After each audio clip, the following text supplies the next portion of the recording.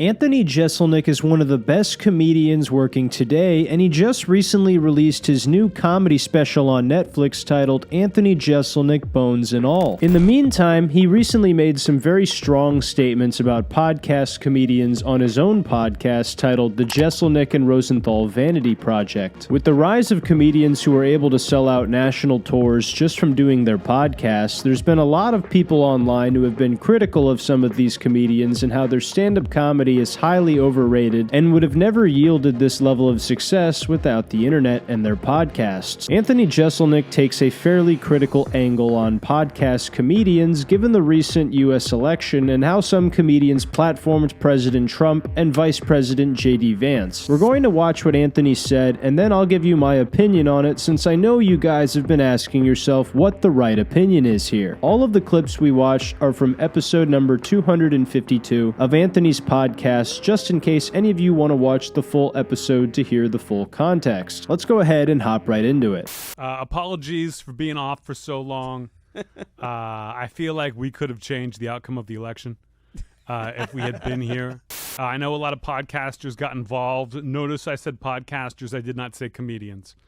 A lot of podcasters got involved. Look, if you have a presidential candidate or a major politician on your show and you do not fuck with them in any way, you're a podcaster. You're not a comedian. If you cancel an entire weekend of shows at the very last second so you can run yourself to Washington, D.C. to interview a vice presidential candidate and then post a picture of your arms around each other, you're not a comedian. So there's a little bit to unpack here. Anthony essentially says that there were a lot of comedians who had politicians on their podcast and did not try to make any jokes or screw with them in any way, so he now refers to them as podcasters instead of comedians. Now, I would slightly agree with him here, honestly, because it does seem like what a comedian should do. Even if it's lighter than how they would roast a normal person, it does seem natural for them to push the envelope a little bit. Whether you agree with the candidate you have on your podcast or not, I think a few jokes are warranted and expected from any type of comedian. Now, Joe Rogan's podcast has kind of always been more serious, so I think he gets a pass on this, but I do think as a whole, Anthony has a point, even if it comes off as a bit elitist. In the second part of the clip, he mentions somebody who canceled an entire weekend of shows so he could go to Washington, D.C. and interview Vice President J.D. Vance, and the only person I surmise he could be talking about here is comedian Tim Dillon. Tim Dillon actually did cancel what I believe to be an entire weekend of shows in Orlando, Florida to go interview J.D. Vance, and there was actually a post about it on the Tim Dillon subreddit. I'll show you now, where it says Tim flaked on another club, and then the caption Tim added on his Instagram story reads, quote, "Orlando, heading to DC for an interview. Rescheduling this weekend. Sorry about this. Must save country. Thanks," end quote. Then just a few days later, on October 26, 2024, Tim would post the full interview with J.D. Vance on his podcast YouTube channel. Now, obviously, canceling shows for this is a tricky predicament because when you commit to dates as a comedian, your fans are going to make plans with friends and family to come and see you, and having to cancel and screw them over a little bit really fucking sucks. Tim also has a bit of a reputation for doing this at times, where he will flake on shows he promised to appear at. In fact, this will stem into the beef that Anthony and Tim had prior later on. However, when a lot of your fan base is from the podcast, I could see why Tim saw this opportunity as highly worth it, especially when this was the same week that President Trump appeared on the Joe Rogan Experience, and this would be Tim striking the iron when it was white hot. Anthony Jeselnik did not mention Tim by name, but it was pretty clear that this is who he was talking about. Now, Tim and Anthony have had a little bit of back and forth before in the past, and I'll briefly cover that for you guys. So several years ago, Tim Dillon released a podcast episode back in May 2021 titled Jenner's Joyride, where he discusses the reality of doing spots as a comedian and why he no longer enjoys it as much as he once did. And after a long-winded rant, he name drops Anthony Jeselnik and throws him under the bus a little bit. You know, doing spots is something I've done for 12 years. It's not as fun anymore. Doing them. It's not as fun anymore to have to make small talk with Anthony Jeselnik, who shared an article saying that comedy had an alt-right problem that the New Republic decided to publish. Anthony Jeselnik, who made his bones doing Boston Marathon bombing jokes, has now decided he's the arbiter of what is and isn't appropriate to be said on stage. And I have to go and speak to him like he's an actual human being. That's what I have to do. That's part of my career. I have to speak to him like he's a person. He's a great joke writer. The comedy's not really for me. I'm more interested in human beings, carbon-based life forms. But what he does is, great, and people love it. But that's what spots are. I have to sit in a green room and talk to him, even though I know that he shared an article that seeks to take everybody that I know's career away.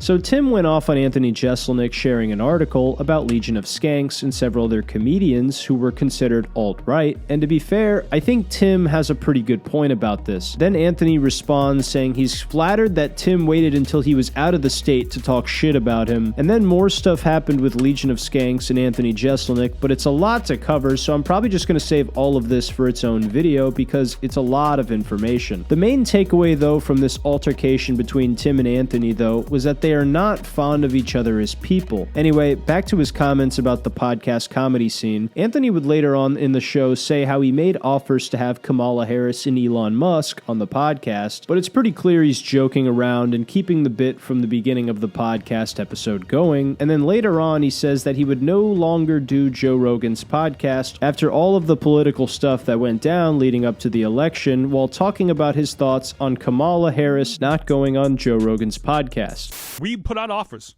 Yeah. We put out offers. We told Kamala, we said, come into the Burbank studio, the old Burbank studio. We'll give you 20 minutes, talk about whatever you want.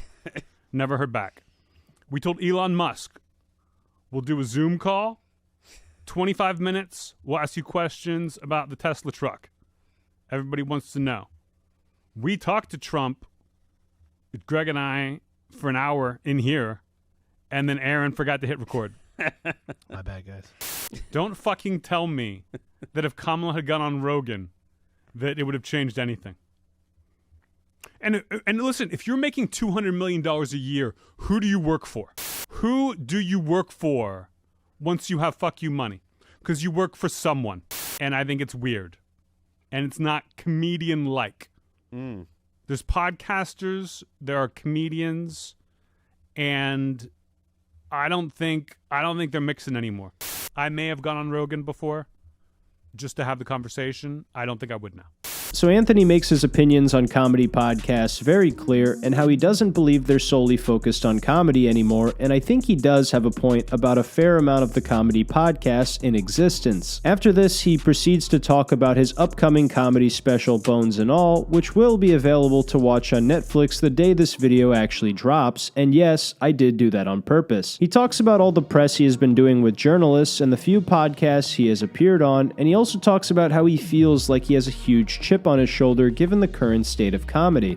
I want to get back to it. With the new hour. I would say that the way comedy is right now, I have a chip on my shoulder, and I'd like to utilize that chip. This to me makes perfect sense. I do not agree with everything Jeselnik has to say about other comedians, and I think he was definitely in the wrong when he shared that article about the Legion of Skanks, and also when he threw Shane Gillis completely under the bus after his Saturday Night Live firing. But I do respect his willingness to be honest about how he feels about the current state of stand-up comedy and podcasting. Jeselnik does come off as a bit elitist about stand-up, and usually that can be a little bit obnoxious, but I think Anthony gets a pass here because he has always been very meticulous and had a really cerebral approach to his joke writing and his comedy. And even if his comedy isn't for you, you have to respect his dedication to his craft. He built his whole career up before really any of the social media stuff took off and blew up from his appearances on the Comedy Central roasts. And that's radically different from the way a lot of comedians today are blowing up through TikTok and Instagram Reels. Anthony also talked about how he had a few jokes that he thinks will go viral on the special, and I have a theory about one of them. I saw Anthony live around a year ago when he came to Tampa, Florida, and he had one joke about cancel culture and Joe Rogan that I seriously think is going to be talked about by a lot of my peers in the comedy commentary space if he keeps it in the special. I personally love this joke that I'm talking about, and when you guys hear it for yourself, you'll immediately know if it was the one that I am talking about. Anthony Jeselnik has talked about cancel culture in the past, and I actually agree with a good amount of what he says about it. There was also one more part of this podcast a few people talked about, which was his comments on Adam Ray and Dr. Phil's Netflix special being released the week before his special.